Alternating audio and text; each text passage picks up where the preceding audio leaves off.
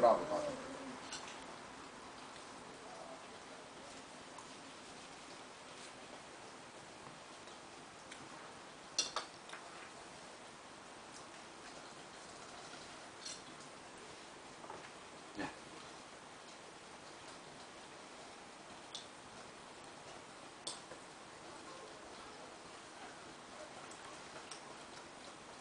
E bun?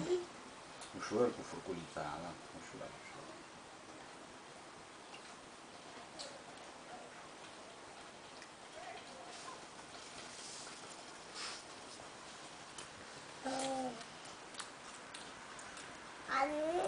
Hai să mai luăm una, vrei? Aici. Așa, așa, așa. Zici că e la pescuit. Bravo, tati. Așa, ai văzut? Bravo, puiu! Bravo, lasă-l să mănânce. Nu... Hai, tati. Na. Așa, așa, așa. Păi. Da, dacă nu mergea e alta. Așa, bun, tati, bravo.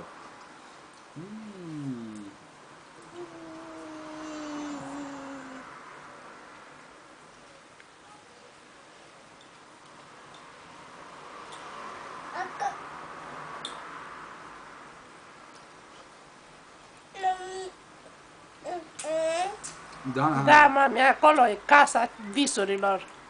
Da, caută tata. Lasă spaghetele, nu le mai mânca. Tati. Mănâncă para, mami. Stai, tată, stai. Așa, tată, Ce bun! Caca. Faci caca? David? David? Da, tată, spaghete cu pere.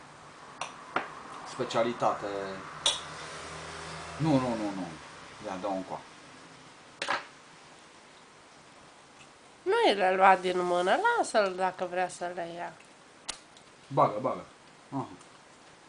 Ia.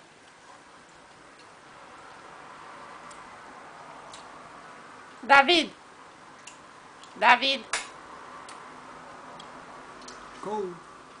Când a apărut. Râzi că te filmează mama.